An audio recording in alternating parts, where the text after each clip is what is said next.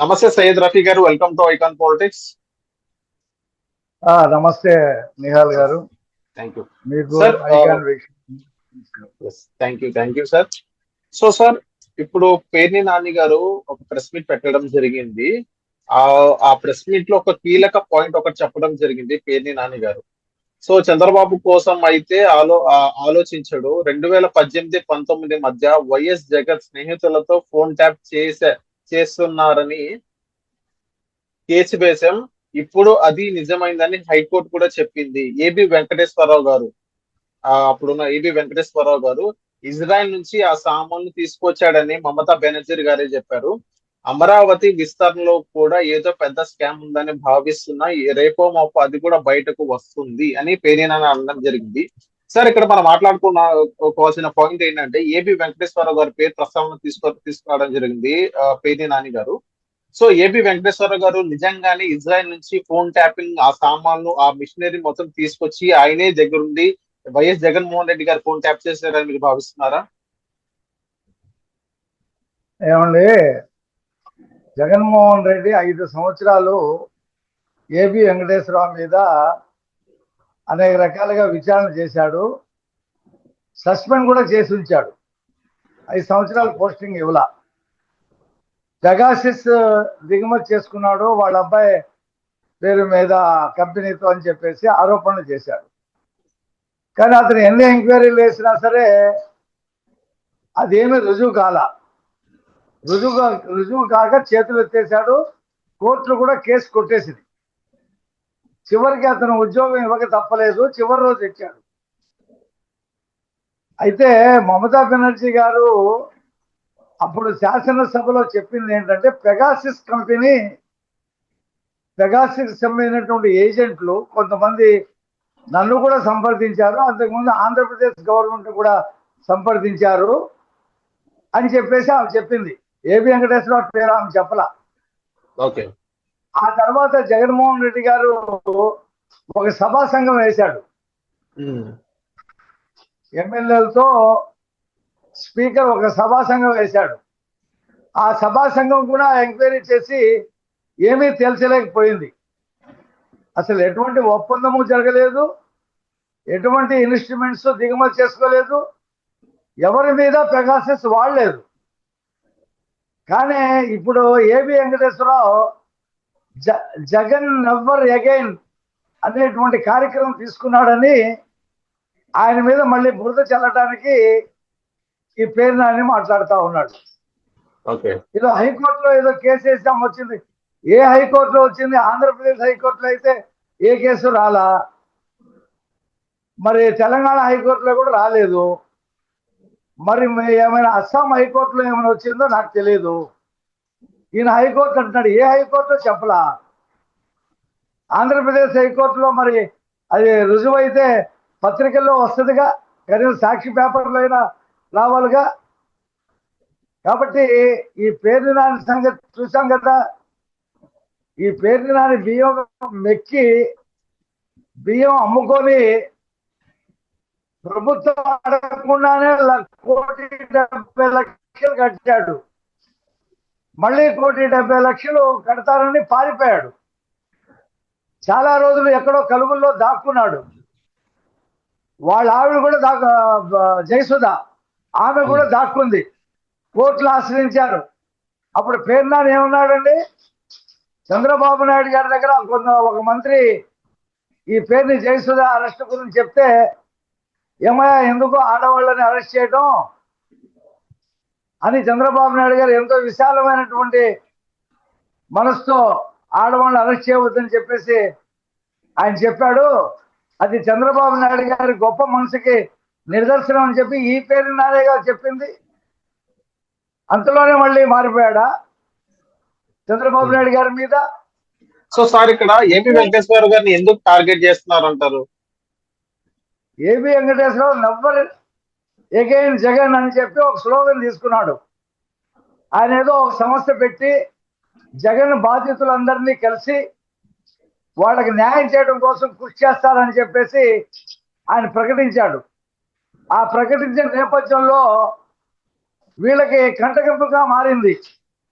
అందుకనే లేనిపోయిన ఆరోపణలు. మీరు చేతగాని దద్దమల్లా 5 సంవత్సరాల చేతిలో మీ ప్రభుత్వం పెట్టుకొని మీరు పెగాసిస్ మీద దాని మీద ఏమీ చేయలేక ఇప్పుడు ఎందుకు ఎడవేడుపులు ఏడవటం?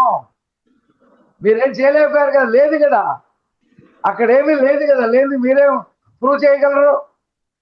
ఓకే సార్, ఇక్కడ అమరావతి గురించి కూడా మాట్లాడడం జరిగింది. అమరావతిలో స్కామ్ జరిగింది, అది కూడా రేపో మాపో కూడా బయటకు వస్తది అని పేర్ని నాని గారు చెప్పడం జరిగింది.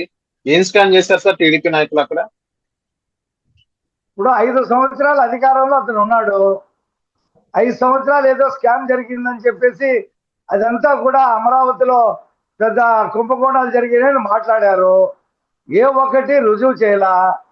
దాదాపు 4 సంవత్సరాలు రైతులు అక్కడ ధర్నాలు చేశారు. వీళ్ళేమి ఒకరోజు పలకరించింది లేదు. ఇప్పుడు అమరావతిలో పనులు ప్రారంభమైనాయి. దాదాపు 34,000 కోట్ల రూపాయలు రకరకాల సంస్థలు, ప్రపంచ సంస్థలు నిధులు ఇవ్వడానికి రెడీ అయినాయి. వీళ్ళు బోకస్ సూత్రాలు రాశారు, గతంలో రాశారు, ఇప్పుడు కూడా రాశారు. రాస్తే ప్రపంచ బ్యాంకు బృందం వచ్చి ఇక్కడ పర్యటించి ఇదంతా ఫేక్ అని చెప్పేసి వెళ్ళిపోయి డబ్బులు రిలీజ్ చేశారు. పనులు జరుగుతున్నాయి. ఏ కుంభకోణం ఉందో బయట పెట్టండి. ఇప్పుడు చంద్రబాబు నాయుడు గారు 44,000 ఎకరాలు తీసుకుంటున్నాడు, ఇది కుంభకోణం అంటున్నాడు. ఇంకా ప్రభుత్వం దాని మీద ఇంకా ఏమీ చర్యలు తీసుకోవాలా, ఆలోచన చేస్తున్నారు. అప్పుడే కుంభకోణం ఏంటి? ఎవరి దగ్గర తీసుకున్నారు? పాత భూములు కాకుండా సీడ్ యాక్సెస్ రోడ్డు కోసం 10-12 ఎకరాలు తీసుకున్నారు. ఇది నేషనల్ హైవే కనెక్ట్ చేయడానికి. ఆ రైతులే ముందుకొచ్చి భూములు ఇచ్చారు. ఇన్నాళ్ళు ఇవ్వకుండా వీళ్ళు ఆపారు. ఆడ రామకృష్ణ రెడ్డి ఎమ్మెల్యే వీళ్ళు ఆపారు. వాళ్ళు ఏం ఆగే పరిస్థితిలో లేరు, ఇచ్చేశారు ప్రభుత్వానికి. నేషనల్ హైవేకి కనెక్షన్ కూడా పెట్టబోతా ఉన్నారు. ఏమైనా దమ్ము ధైర్యం ఉంటే అమరావతిలో ఏం జరిగిందో చెప్పండి. గొడుక్కోవడం కాదు. సాక్షి పేపర్, ఒక రోత పేపర్ ఉందని చెప్పి దాంట్లో స్టేట్మెంట్లు ఇవ్వడం కాదు. దమ్ము ధైర్యం ఉంటే అమరావతిలో ఏం కుంభకోణం జరిగింది, ఎవరికి లాభం జరిగింది, ఏం తప్పు చేశారో చెప్పండి. ఊరికిన ప్రెస్ మీట్లు పెట్టి బియ్యం దొంగలించి, ఇప్పుడు కూడా నువ్వు దొంగవే, బియ్యం దొంగ, నువ్వు ఇతరుల గురించి మాట్లాడుతూ ఉన్నావు. ఏదో దళితులకి బేడీలు వేశారని చెప్పి మాట్లాడాడు. అదే బాబు, నీ హయాంలో అమరావతి ఎస్సీ రైతులకి ఎస్సీ ఎస్టీ అట్రాసిటీస్ చట్టం అమలు చేసి బేడీలు వేసి జైల్లో పెట్టిన ఘనత జగన్మోహన్ రెడ్డిది. పేర్ని నాని ఒకసారి తెలుసుకో నువ్వు. ఎస్సీ ఎస్టీ రైతులకి ఎస్సీ ఎస్టీ అట్రాసిటీస్ కేసు పెట్టి వాళ్ళని జైలుకి పంపించిన ఘనత మీ ప్రభుత్వాన్ని. ఒక ఎస్సీ డ్రైవరు సుబ్రహ్మణ్యాన్ని చంపి డోర్ డెలివరీ తీసుకొచ్చి ఇంటి దగ్గర పడేసి అనంతబాబు అనేటువంటి ఎమ్మెల్సీ చేస్తే ఏం చర్యలు తీసుకోకుండా అనంతబాబును సమర్థించిన వ్యక్తి జగన్మోహన్ రెడ్డి.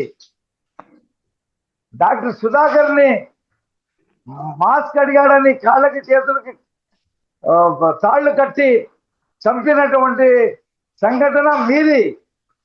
నాగమ్మని పులివెందల్లో ఒక మాదిగ మహిళని హత్య చేసింది మీ ప్రభుత్వ హయాంలో. అది కాకుండా ఇంకా ఎంతమంది దళితుల మీద అత్యాచారాలు జరిగింది, ఎంతమందిని చంపారు, ఎంతమంది మీద కేసులు పెట్టారు, ఇవన్నీ లెక్క తీరా. నాతో పాటు నేను డిబేట్ నీతో రెడీ. పేర్ని నాని, నీతో నీ 5 సంవత్సరాల హయాంలో ఏం జరిగిందో, మా 10 నెలల్లో ఏం జరిగిందో, ఏం అభివృద్ధి జరిగిందో, నీ దగ్గర ఏం జరిగిందో, నీ దగ్గర ఏ అవినీతి జరిగిందో, రోజుకో అవినీతి పుట్టుకొస్తా ఉంది. విజయసాయి రెడ్డి చెప్పాడు, మద్యంలో పెద్ద అవినీతి జరిగింది, రాజ్ కసిరెడ్డి దానికి నేతృత్వం వహించాడని చెప్పి. 18 గారు సిట్ దగ్గరికి వెళ్తున్నాడు, ఇంకా చెప్తాడు. దమ్ము ఉంటే ఓపెన్ డిబేట్కి రా, లేకపోతే ఐకాన్ డిబేట్ లో నువ్వు నేను మాట్లాడదాం. ఓకే సార్, నెక్స్ట్ ఇదే పేర్ని నాని గారు ఇంకోటి ఏంటంటే ఇదే దళితుల గురించి మాట్లాడడం జరిగింది. దళితుల ద్రోహి చంద్రబాబు నాయుడు గారు ఎవరైనా అగ్రకులంలో పుట్టాలనుకుంటారులే కానీ దళిత కుటుంబంలో ఎవరైనా పుట్టాలనుకుంటారని చంద్రబాబు నాయుడు గారు చెప్పడం జరిగింది. దీన్ని బట్టి అర్థం చేసుకోవచ్చు దళిత ద్రోహి ఎవరు అంబేద్కర్ జయంతి రోజే ఒక దళితుని అరెస్ట్ చేయడం జరిగిందని పేర్ని నాని గారు అన్నారు. సో దాని పట్ల మీరేమంటారు సార్? అంటే అది చంద్రబాబు నాయుడు గారు చెప్తే అరెస్ట్ చేసి ఉంటారా?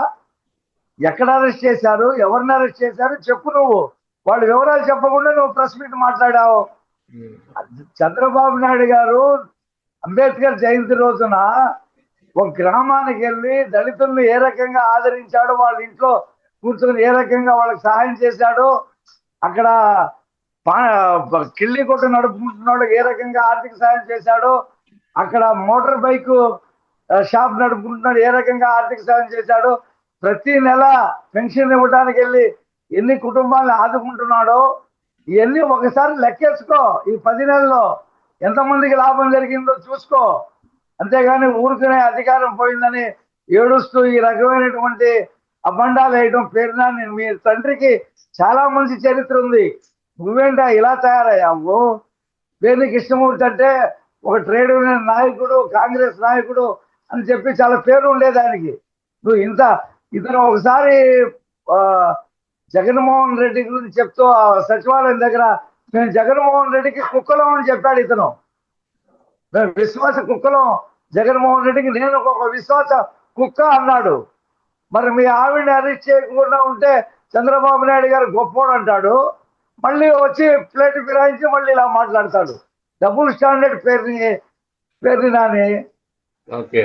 నువ్వు ఇంకా ఎప్పుడు ఎమ్మెల్యే కాలేవులే బందర్లో. నీ వ్యవహారం అంతా బందర్ వాళ్ళందరికీ తెలిసిపోయింది. నువ్వు కాలేవు, మీ అబ్బాయి కూడా కాలేడు. Okay, so thank you sir. మై కాన్ పాలిటిక్స్ వచ్చినందుకు.